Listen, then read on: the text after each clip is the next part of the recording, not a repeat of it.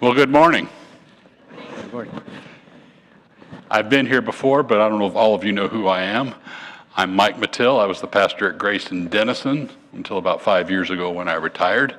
And I actually got to be here earlier this year. I think it was the end of Epiphany and Ash Wednesday. I was here to lead worship services for you, and I'm glad to be back.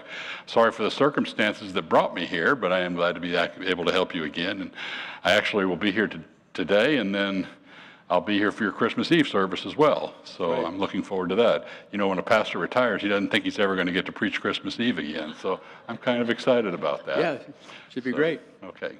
A few announcements. First of all, it's a light attendance because I think everybody's still hungover from last night. Our journey to Christmas, a lot of people, well, I don't know, some may say. But no, there's a lot of work last night, and thanks to everybody who volunteered and came out. It was quite an event. I want to make a couple of announcements. One that's real special to me is the St. Paul Christian School Children's Christmas Program. So if you want to see something cute, you know, some 2-year-olds, 3-year-olds, and 4-year-olds doing a Christmas program. Tuesday night, 6 p.m.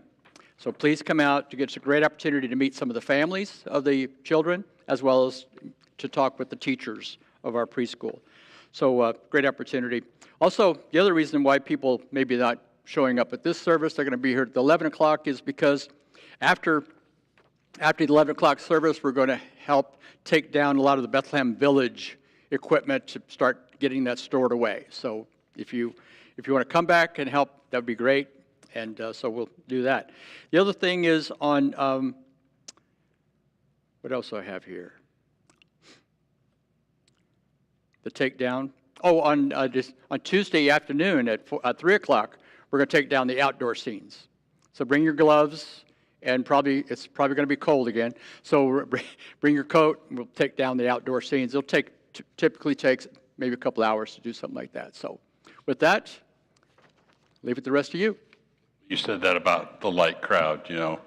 It reminded me of a story of a guest pastor who showed up at a church. Yeah. And when he walked to the entrance to the chancellery, he looked out there and saw there weren't many people there. And he said, "Didn't you tell him I was coming?" And he said, "No, but word must have got out."